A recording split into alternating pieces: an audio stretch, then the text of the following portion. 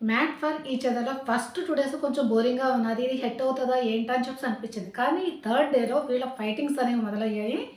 కొంచెం ఇంట్రెస్టింగ్‌గా ఉన్నది. దీంట్లో ఒకటి నాకు నచ్చనిది ఏంటంటే 'రిటు అండ్ సంధ్య' వీళ్ళిద్దరూ ఏ ప్రోగ్రామ్‌లో పార్టిసిపేట్ చేస్తున్నారు? తెలుగు. ఈ తెలుగునే ఎవరో సంధ్య ఏమంటుందంటే, "తెలుగు, తెలుగు, తెలుగు ఈ సోదొకటి" అని చెప్పేసండి. ఎందుకంటే లాంగ్వేజ్ ప్రాబ్లమ్ కనుక కామెంట్ చేసినప్పుడు దానికి కరెక్ట్ అయిన వేలో సమాధానం చెప్పాలి. సోది. నీకు తెలుగు సోది అంటే మరి ఎందుకొచ్చావు నువ్వు దీంట్లోకి? తెలుగు ప్రాబ్లమ్‌లోకి. ఇదైతే నాకు నచ్చలేదు. యాక్చువల్ ఏంటంటే 'బిట్టు అండ్ సంధ్య' నెక్స్ట్ ఏంటంటే ఇంకొక ఎవరు 'సోనియాకి' మధ్యన ఫైట్ అయితే జరుగుతుంది. జరిగినప్పుడు ఇద్దరు కరెక్ట్ పాయింట్సే పెట్టారు చాలా వరకు. ఇద్దరు ఎవరి వేలో చూస్తుంటే వాళ్ళది కరెక్ట్‌గానే అనిపిస్తుంది. కానీ సంధ్య వాడిన కొన్ని మాటలేంటంటే తను కొంచెం షార్ట్ టెంపర్ ఏమో అని అనిపిస్తున్నది నాకు. అంటే తనకు వచ్చినట్టు మాట్లాడేస్తుంది. తను ఓకే. తన పాయింట్లు కూడా కొన్ని కరెక్ట్‌గానే ఉన్నాయి. కానీ తెలుగుని సోది తెలుగు, తెలుగు, తెలుగు అంటారు. నేర్చుకుంటాం కదా! అసలు యాక్చువల్‌గా ఏంటంటే వీళ్ళు షోలోకి ఎంట్రీ అయినప్పుడు బుక్ ఉంటుంది కదా! దాని మీద సైన్ చేపిచ్చారట తెలుగులోనే మాట్లాడాలని చెప్పేసి. అసలు పంపించిన వాడికి కూడా సరిగ్గా ఆలోచించుకోవాలి. తెలుగు రాని వాళ్ళని తెలుగులో పంపించి, నువ్వు తెలుగే మాట్లాడాలంటే ఎలా మాట్లాడతారు అసలు? ఒక లాంగ్వేజ్‌ని నేర్చుకోవాలంటే టైం అనేది పడుతుంది కదా! వాళ్ళలా పంపించడము, ఇక్కడున్న వాళ్ళు వీళ్ళు కామెంట్ చేయడము. ఒకవేళ నువ్వు అన్నీ చదువుకొని దాని మీద సైన్ చేసి నువ్వు లోపలికొచ్చావంటే తెలుగు నువ్వు మాట్లాడు. దానికి కావాల్సిన విధంగా నువ్వు కామెంట్ చేసుకోవాలి. అంతేగాని సోది అనడం అనేది నాకైతే నచ్చలేదు. మరి మీలో ఎంతమందికి మన తెలుగు లాంగ్వేజ్‌ని సోది అన్న సంధ్య మాటలు కరెక్ట్ అనిపిస్తున్నాయో లేదో కామెంట్ చేయండి. ఒక్కొక్కటి డీటెయిల్‌గా మాట్లాడుకుందాం. ఫస్ట్ మీరేం చేయాలంటే లైక్ చేయండి. తర్వాత షేర్ చేయండి. సబ్స్క్రైబ్ చేయడం అస్సలు మర్చిపోకండి. వీలైతే హైప్ పాయింట్స్ ఉంటాయి కదా! హైప్ పాయింట్స్ ఇవ్వండి. ఇవన్నీ ఫ్రీయేనండి. సబ్స్క్రైబ్ చేసినా, లైక్ చేసినా, హైప్ పాయింట్స్ ఇచ్చినా మీకు ఒక్క పైసా ఖర్చవ్వదు కదా! మరి ఖర్చవ్వలేని దానికోసం ఆలోచించకుండా ఒకళ్ళకి హెల్ప్ అవుతుంది అంటే ఇవ్వాలి కదా! ఇస్తారని నేను అనుకుంటున్నాను. ఇచ్చేస్తారని కూడా నేను అనుకుంటున్నాను. ఇప్పుడు మొదలెడదాం. మ్యాట్ ఫర్ ఈచ్ అదర్ ఎలా ఉన్నాదంటే కొన్ని జంటలు చూస్తే బోర్ కొడుతుంది. కొన్ని జంటలు చూస్తే కొంచెం ఎక్కువగా అతి చేస్తున్నారనిపిస్తుంది. కొన్ని జంటలు చూస్తే కొంచెం ఇరిటేటింగ్‌గా గూడా ఉన్నది. కొంచెం ఇరిటేటింగ్‌గా కొంచెం మాటల్లో తేడా ఉన్నది ఎవరి జంట అంటే శాండ్రా ఉంది కదా! న్యూ మ్యారీడ్ కదా! శాండ్రా. ఈ శాండ్రా ఏంటంటే ప్రతిదానికి కొంచెం ఇదిగా సిల్లీగా బిహేవ్ చేస్తుందా అని అనిపిస్తుంది. ఎందుకంటే శాండ్రా వాళ్ళ హస్బెండ్ ఉన్నారు గదా! శాండ్రా తింటున్నది. తింటూ ఉండుంటే ఏదో కొంచెం అట్టు తింటున్నప్పుడు కింద పడింది. పడిన వెంటనే ఇరిటేట్ అయిపోయి, "ఆహా! నేను తినను. నువ్వే నాకు పడేసావు." కొంచెం ఈ విధంగా బిహేవ్ చేయడము శాండ్రాలో కొంచెం ఇది. ఎందుకంటే తను వచ్చినప్పుడే చెప్పింది ఇది తన సెకండ్ మ్యారేజ్ అని చెప్పేసి, దాన్ని ఎలా కాపాడుకోవాలో అనుకుంటున్నానని చెప్పేసి అన్నది. బట్ అంత పర్సనల్‌గా వెళ్ళడం నాకు గూడా ఇష్టం లేదు. బట్ అంతగా ఉన్నప్పుడు చిన్న అట్టుముక్క దీని మీద పడిపోతే డ్రెస్ మీద దానికి అంతగా ఇరిటేట్ అవ్వాలా? అన్న ఫీలింగ్ అయితే నాకొచ్చింది. మరి మీలో ఎంతమందికి ఆ విధమైన ఫీలింగ్ కలిగిందో నాకు చెప్పండి. వీళ్ళిద్దరు కపుల్స్ కొంచెం ఇదిగా అనిపిస్తున్నారు నాకు. తర్వాత ఇంకొకళ్ళు ఎవరంటే ప్రియాంక జైన్ అండ్ శివ్ వీళ్ళిద్దరిని చూసుకుంటే వీళ్ళ రొమాంటిక్ చూస్తే చిన్న పిల్లలు చూడకూడదు అన్న ఫీలింగ్ అయితే నాకొస్తుంది. అందుకేనేమో టైం కూడా స్టార్ మా వాళ్ళు ఆ టైం ఫిక్స్ చేశారు.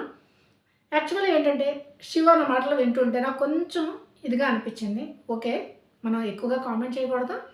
శివ్ ఏంటంటున్నాడంటే ప్రియాంకతోని నీ స్కిన్ పట్టుకున్న నీ స్మెల్ చూస్తే నేను డ్రగ్స్‌కి ఎలాగైతే ఎడిక్ట్ అయిపోతారో అలా నేను ఎడిక్ట్ అయిపోయాను నీ స్కిన్‌కి, నీ స్మెల్‌కి అని చెప్పేసి అని అన్నాడు. తర్వాత కొంచెం ఎక్కువగా కిస్ చేయడం అది ఉంటుంది కనుక ఈ హౌస్‌లో ఇంతవరకు ఎవరు అంతలా కిస్ చేసుండరు. నేనే నిన్ను ఎక్కువ కిస్ చేస్తున్నానని చెప్పడం. కొంచెం రొమాంటిక్‌గా అది ఉన్నారు. ఓకే. ఇట్స్ ఓకే గానీ కొంచెం ఎక్కువయిందా అన్న ఫీలింగ్ అయితే నాకొచ్చింది. దాన్ని మనం ఏం చేయలేము. మ్యాడ్ ఫర్ ఈచ్ అదర్ అంటే అలాగే ఉంటారేమో మరి. తర్వాత అంజలి, పవన్ వీళ్ళని గురించి ఆలోచిస్తే ఎలా ఉందంటే, వీళ్ళు కొంచెం దూరాన్నే మెయింటైన్ చేస్తున్నారనిపిస్తున్నది. అంజలి, పవన్ ఏంటంటే ఏమనుకున్నారంటే ఓకే. అంటే ఇంతవరకు మన ఇద్దరి మధ్య డిఫరెన్సెస్ అనేవొచ్చాయి. ఆ డిఫరెన్సెస్ అన్నీ ఇప్పుడు కూర్చొని క్లారిటీగా డిస్కస్‌కొని వాటిని కొంచెం టైమ్ ఇచ్చుకుందాం అని చెప్పేసి అనుకున్నారు. బట్ వీళ్ళిద్దరూ కొంచెం క్లోజ్‌నెస్ కాకుండా కొంచెం దూరంగా ఉంటున్నారన్న ఫీలింగ్ అయితే నాకొచ్చింది. మరి మీలో ఎంతమందికి ఆ విధమైన ఫీలింగ్ వచ్చిందో కామెంట్ అయితే చేయండి. ఇంకిప్పుడు ముందు పాయింట్‌లోకొద్దాం. యాక్చువల్ ఏంటంటే బ్రిట్టు అండ్ సంధ్య వీళ్ళని ఏం చేశారంటే ఫస్ట్ ఎలిమినేట్ చేశారు. తర్వాత ఒక టాస్క్ పెట్టారు. టాస్క్‌లో గెలిచిన తర్వాత అది టాస్క్ అనేది నామమాత్రమే. తెలుసు వాళ్ళు ఎలాగైనా వస్తారని చెప్పేసి. ఆ టాస్క్ గెలిచి లోపలికి వచ్చారు. వచ్చిన తర్వాత ఎవరైతే వీళ్ళకి ఓట్ వేసి ఎలిమినేట్ అయిపోవడానికి కారకులయ్యారో ఆ నలుగురిలోని ఎవరినైనా ఒకరిని స్వాప్ చేసుకోవచ్చు. అంటే లగ్జరీ రూమ్‌లోకి వీళ్ళు వెళ్ళి, హాల్లోకి వాళ్ళు వచ్చేటట్టు. వీళ్ళు అడిగితే వీళ్ళు రివెంజ్ తీసుకుంటాం ప్లస్ లగ్జరీ కూడా కావాలని చెప్పేసి ఎవరైనా చేసుకున్నారంటే అవంతిక వాళ్ళ కపుల్‌ని చేశారన్నమాట. అవంతిక అండ్ కళ్యాణ్ వీళ్ళని. అప్పుడు ఓకే. రీజన్ కావాలా ఎందుకని చెప్పేసనంటే కళ్యాణ్ ఏమన్నాడంటే, "ఆహా! వద్దు అవసరం లేదు. రీజన్స్ ఏమి అవసరం లేదు. ఓకే" అని చెప్పేసి అంటే శ్రీముఖి అంది, "కాదు నాకు మాత్రం కావాలి రీజన్" అని చెప్పేసి అనన్నారు. అప్పుడు సంధ్య ఏం చెప్పిందంటే, యాక్చువల్లీ అవంతిక వాళ్ళు ముందు నుంచి తెలుసట వీళ్ళకి. మేము లోపలికొచ్చిన వెంటనే ఆహా! ఇక్కడ కలిసాం కదా! అని చెప్పేసి మాట్లాడింది. అంత మాట్లాడడం తెలిసినప్పుడు మమ్మల్ని ఎలాగో నామినేట్ చేశారు వీళ్ళు. అందుకు నాకు కోపమొచ్చింది. అందుకే రివెంజ్ తీసుకుందామని చెప్పేసి అనుకుంటున్నాను. అందుకే నేను స్వాప్ చేస్తానని చెప్పేసి అనడం అయితే జరిగింది. తర్వాత ఏమైందంటే కళ్యాణ్ చాలా ఫీల్ అయ్యాడు అవంతిక కన్నా.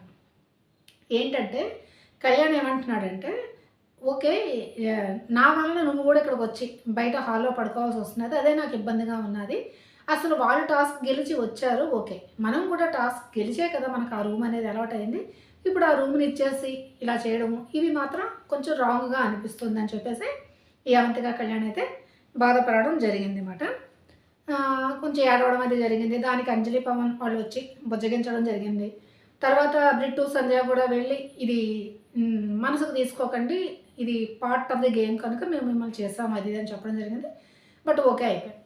అయిపోయిన తర్వాత కొంచెం సేపయిన తర్వాత మళ్ళీ ఎవరంటే మన శ్రీముఖి గారొచ్చారు. అందరికి ఒక డౌట్ రావచ్చు. ముందు రోజు అదే డ్రెస్‌తో ఉన్నారు. తర్వాత ఈ రోజు కూడా ఒకే డ్రెస్‌తో ఉన్నారు అనంటే నా ఉద్దేశం ప్రకారం ఏంటంటే ఆవిడ చెప్పిన 2 అవర్స్‌కి మళ్ళీ వచ్చారన్నమాట. అంటే ఒకే రోజులో ఉన్నవి కొన్ని బిట్స్ కింద మనకు ఒక్కొక్క డే టెలికాస్ట్ చేస్తున్నారా అని నాకు అనిపించింది. యాక్చువల్లీ ఇది 70 డేస్ అని అంటున్నారు గానీ నా ఉద్దేశం ప్రకారం అక్కడ 50 డేస్ ఎంతో ఉండొచ్చు. ఆ 50 డేస్‌ని కొంచెం మనకి డివైడ్ చేసి 70 డేస్ కింద మనకి చూపిస్తున్నారేమో అన్న ఫీలింగ్ అయితే నాకున్నది. మళ్ళీ వచ్చారు. వచ్చిన తర్వాత ఒక టాస్క్ అనేది పెడుతున్నామని చెప్పేసి చెప్పారు. దాంట్లో ఏంటంటే black of the love. Black of the love అంటే బ్లాక్స్ అన్నీ పెట్టారు. పెట్టిన తర్వాత దాంట్లో ట్రూత్ అండ్ డేర్ అనేవి బాక్సులుంటాయన్నమాట. దాంట్లోని ఒక్కొక్క కపుల్‌ని ఎవరినో ఒకరిని కపుల్‌లో ఒకళ్ళని పిలుస్తారు. పిలిచిన తర్వాత వాళ్ళు ఏది తీస్తారు దాంట్లో ట్రూత్ వస్తే ట్రూత్, డేర్ వస్తే డేర్ మాత్రం. దానికి డిఫరెంట్‌గా చేయడం జరిగింది. ఫస్ట్ ఎవరిని పిలుస్తారు అనంటే నూకరాజుని పిలుస్తారు బ్లాక్ తీయమని చెప్పేసి. నూకరాజు ఏం చేస్తాడంటే నెమ్మదిగా ట్రూత్‌ని తీస్తాడు. ట్రూత్‌ని తీసినప్పుడు శ్రీముఖి గారు ఏమంటారంటే ఇక్కడ అందరు కపుల్స్ ఉన్నారు.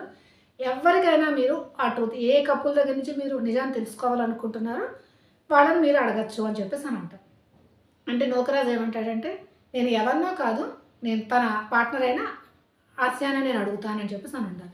ఆసియాని ఏం క్వశ్చన్ చేస్తాడంటే ఒకవేళ ఫస్ట్ ఏంటంటే వాళ్ళ పేరెంట్స్ ఒప్పుకోలేదంట. ఆసియా వాళ్ళ పేరెంట్స్ వీళ్ళ దీనికి దానికి ఒప్పుకోకపోతే అప్పుడు ఒకవేళ మీ పేరెంట్స్ ఒప్పుకోకపోతే నువ్వేం చేస్తా దానివి అంటే నన్ను వదిలేసి ఇంకెవరినైనా చేసుకునేదానివా ఏంటి అని చెప్పేసి క్వశ్చన్ అడిగాడు.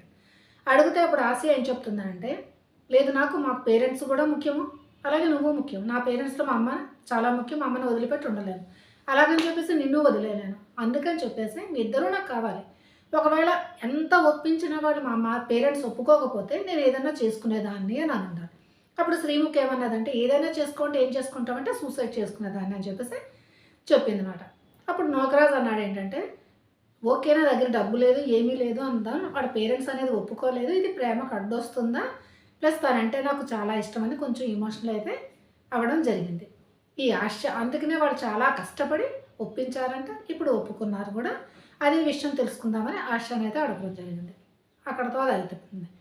ఒకరోజు కొంచెం ఎమోషనల్ అయితే జరిగింది. తర్వాత ఏమవుతుందంటే ఇప్పుడు నెక్స్ట్ ఏమని పిలుస్తారంటే నెక్స్ట్ చెప్తానండి. నెక్స్ట్ సోనియాని పిలుస్తారు. సోనియాని పిలిస్తే సోనియా ఏం చేస్తుందంటే తనకి డేర్ వస్తుంది. డేర్ వచ్చినప్పుడు తను డేర్ అంటే ఆ డేర్ని ఎవరికైనా ఇచ్చుకోవచ్చు అన్నమాట. ఎవరికైనా నువ్వు ఇవ్వచ్చనంటే సోనియా తీసుకెళ్ళి అది ఎవరికి ఇస్తుంది హరీష్కి ఇస్తుంది. ఇప్పుడు హరీష్ డేర్ చేసి ఎవరినైనా క్వశ్చన్ చేయాలన్నమాట.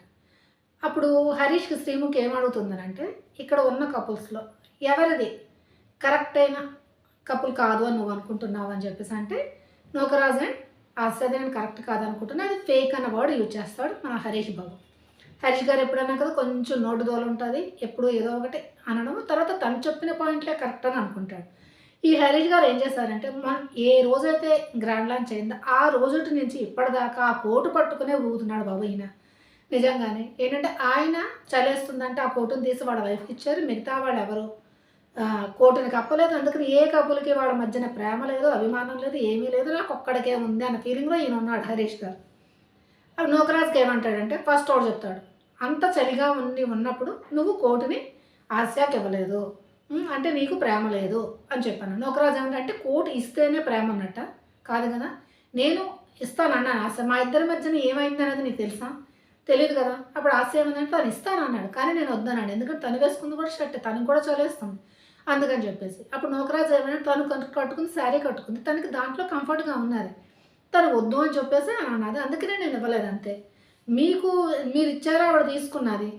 మీకు అంటే కోట్ ఇస్తేనే ప్రేమ ఉన్నట్టనంటే, అహా! లేదు వాళ్ళు వద్దు అన్నా చెప్పి ఇవ్వాలట. ఎందుకంటే హరిత గారు వద్దు, వద్దు 10 సార్లు అన్నా చెప్పి నేను ఇచ్చాను. అందుకని చెప్పేసి ఇవ్వాలని చెప్పేసి. అయితే నువ్విస్తే ఈవిడ కూడా ఇవ్వాలా? లేదు కదా! ఎవరిష్టం వాళ్ళది. కొంతమంది 1, 2 సార్లు అడుగుతారు. వద్దనంటే సరే ఆవిడకి ఎందుకు బలవంతం పెట్టాలనుకుంటారు.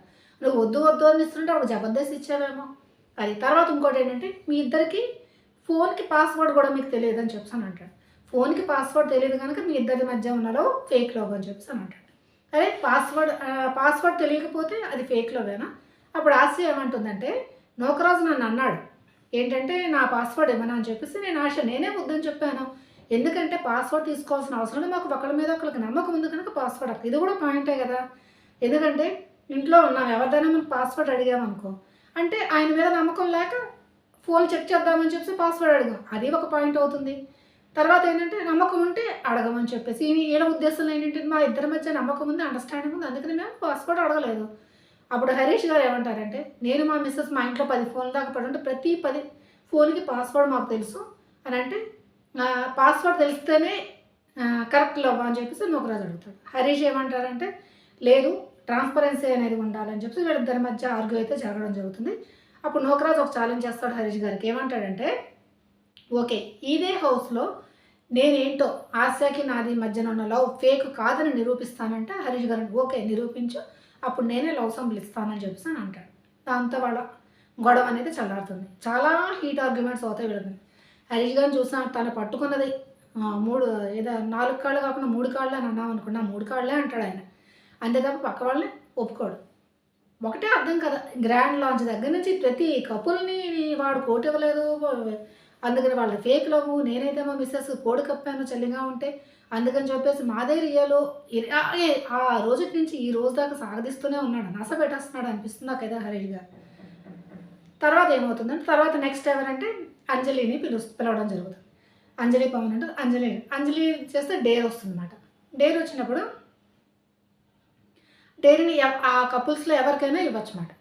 ఇవ్వచ్చని అన్నప్పుడు అది ఎవరికిస్తుందంటే అంజలి తీసుకొని వెళ్ళి తినికి ఎవరంటే హ్మ్, అవంతిక. అవంతికకి ఇస్తుంది. అప్పుడు అవంతిక వాళ్ళ పేర్లో ఎవరైనా రావచ్చు. వాళ్ళ హస్బెండ్ అనేది వస్తారు. వచ్చిన తర్వాత అది డేర్ చేయాలని అన్నప్పుడు అది డేర్ అంటే ఏదైనా క్వెషన్ అడగాలి. క్వెషన్ అడిగిన దాంట్లో అది ఫేక్ లవ్వు కానీ అవ్వచ్చు ఏదైనా సరేను. ఏదో క్వెషన్ అడగాలంటే అప్పుడు అతను క్వెషన్ ఒకటి అడుగుతాడు. ఏంటి అడుగుతాడంటే అవంతిక. వీళ్ళ దాంట్లోని ఎవరిది అంటే పేరనేది నిలబడదు అని చెప్పేసి. అంటే లాంగ్ టర్మ్ కొనసాగదు ఎవరని అడిగితే, అప్పుడు యాక్చువల్లీ అవంతికకి, బ్రిట్టూ సంధ్యకి మధ్యన జరుగుతుంది గొడవ అనేది. అప్పుడు వచ్చి ఏమంటాడంటే, బ్రిట్టూ అండ్ సంధ్యదే లాంగ్ టైమ్ వరకు కొనసాగదని నేను అనుకుంటున్నాను అనడమంటే, మళ్ళీ బ్రిట్టూ సంధ్య టార్గెట్ అయ్యారు కదా! వాళ్ళకి కోపమొచ్చి ఏ రీజన్‌తోనో అని అంటాడు. మీ ఇద్దరి మధ్య ఏజ్ గ్యాప్ కనుక అనిపిస్తుందని అన్నారు. అప్పుడు బ్రిట్టూ సంధ్య వాళ్ళు ఏమంటారంటే, ఏజ్ గ్యాప్ అని చెప్పేసి నువ్వు అంటున్నావు. మరి ఆ రోజు రాధమ్మ గారు ఏజ్ గ్యాప్ ఉండడం వల్ల ప్లస్ అవుతుంది. ఎందుకంటే వాళ్ళిద్దరి మధ్య అండర్‌స్టాండింగ్ ఉంటది.